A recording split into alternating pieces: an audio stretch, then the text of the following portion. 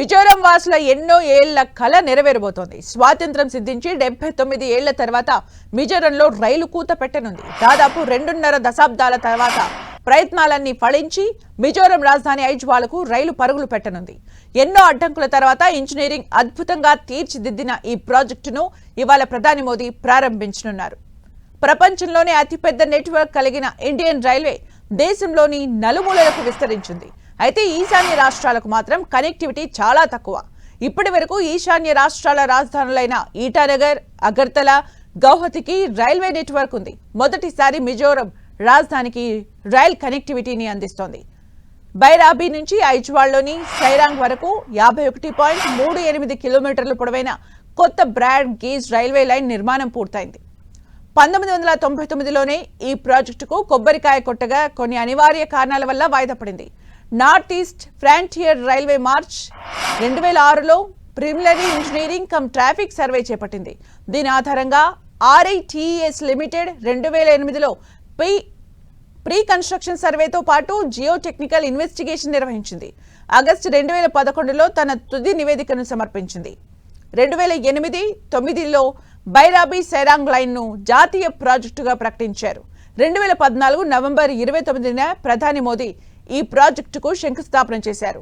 2014-15 నాటికి భూసేకరణ పూర్తవగా 2015-16 నాటికి పనులు పూర్తి స్థాయిలో ప్రారంభమయ్యాయి. 2384 కోట్ల అంచనాతో ప్రారంభమైన ఈ ప్రాజెక్ట్ చివరకు 8000 కోట్ల రూపాయలతో పూర్తయింది.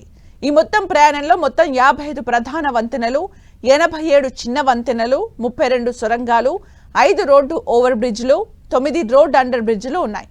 బ్రిడ్జ్ 196 ఒక అద్భుతమైన వంతెన. దీని ఎత్తు 104 మీటర్లు, అంటే ఢిల్లీలోని కుతుబ్ మినార్ కంటే 42 మీటర్ల ఎక్కువ పొడవు ఉంటుంది. కేవలం సొరంగాల మొత్తం పొడవు దాదాపు 12.63 కిలోమీటర్లు కాగా పొడవైన సొరంగం దాదాపు 1.88 కిలోమీటర్లతో నిర్మించారు. బైరాబీ సైరంగ్ రైల్వే లైన్లో మొత్తం 4 స్టేషన్లు ప్రయాణికులకు అందుబాటులో ఉంటాయి. బైరాబీ స్టేషన్ ఇప్పటికే వినియోగంలో ఉండగా కొత్తగా హోటోకి, కౌన్ఫుయ్, ముల్కాంగ్, సైరంగ్ దగ్గర టెర్మినల్ స్టేషన్ నిర్మించారు. ఈ ట్రాక్ నిర్మాణం సవాలుతో కూడుకుంది.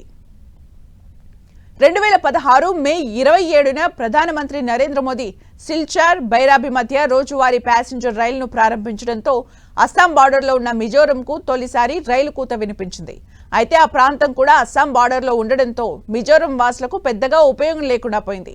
ఇప్పటికే ఉన్న Silchar Bairabi metre gauge railway వ్యవస్థను బ్రాడ్ గేజ్గా మార్చడం ద్వారా ఇది జరిగింది. ఈ ప్రెస్టీజియస్ ప్రాజెక్టును సమర్థవంతంగా అమలు చేయడానికి 4 విభాగాలుగా నిర్మించారు. ఇక ఈ మార్గంలో రైలు అందుబాటులోకి రావడంతో సరిహద్దు సామాగ్రిని సులభంగా తరలించే అవకాశం ఉంటుంది. అసలే గ్రీనరీకి కేర్ ఆఫ్ అడ్రస్ కావడంతో టూరిజం కూడా పెరిగి ఉద్యోగాల కల్పన కూడా పెరుగుతుంది. ప్రస్తుతం ఇక్కడ ధరలు ఎక్కువే. ఇప్పుడు ఈ రైల్వే ట్రాక్ అందుబాటులోకి వస్తే అవి కూడా నియంత్రణలో ఉండనున్నాయి.